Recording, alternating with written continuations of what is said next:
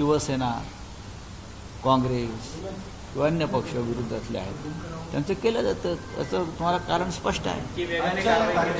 फक्त काँग्रेसच्या शिक्षण संस्थेतीलच विद्यार्थ्यांचं मला असं वाटत नाही. बघा, मोदींच्या कार्यक्रमाला कुठून लोक आणतात, अमित शहाच्या कार्यक्रमाला कुठून लोक आणतात. ही वेळ राहुल गांधींच्या कार्यक्रमावरती येत नाही. राहुल गांधी हा एक लोकप्रिय नेता आहे तरुणांमधला. मोदींच्या आणि अमित शहाच्या खुर्च्या रिकाम्या असतात हल्ली, आपण पाहिलं असेल. तेव्हा जे काम तुम्ही करता, पैसे देऊन लोक आणणं किंवा अंगणवाडी सेविकांना आणणं किंवा सरकारी कर्मचाऱ्यांना जबरदस्तीनं आणणं, पैसे देऊन आणणं, याची गरज राहुलजींना लागत नाही. अंगणवाडी सेविका आहे आणि त्यांनी पोषण आहाराची जी आहे ती पोलखोल केली, त्यांना निलंबित करण्यात आलंय.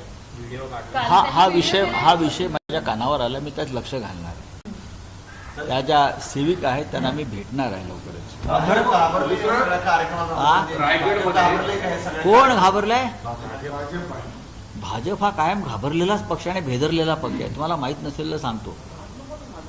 यांनी कधीही देशाच्या स्वातंत्र्यासाठी, देशाच्या रक्षणासाठी शौर्य गाजवल्याची इतिहासामध्ये उदाहरणं नाही. परवा जे ऑपरेशन सिंदूर केलं त्यातही ते घाबरले आणि ट्रम्पने डोळे वटारल्यावर पळून गेले. ऑपरेशन सिंदूर थांबवलं. ह्यांच्याकडून तुम्ही काय अपेक्षा करता भारतीय जनता पक्षाकडून? आता हा त्यांचा सत्तेतला शेवटचा काळ. 2029च्या आधीसुद्धा यांची पडझड होऊ शकते. अशा प्रकारचं वातावरण देशात आणि जगात आहे. सर, पालघरमध्ये जे शालेय पोषण आहार आहे तो निकृष्ट दर्जाचा असल्याचा अहवाल समोर आलेला आहे. शासन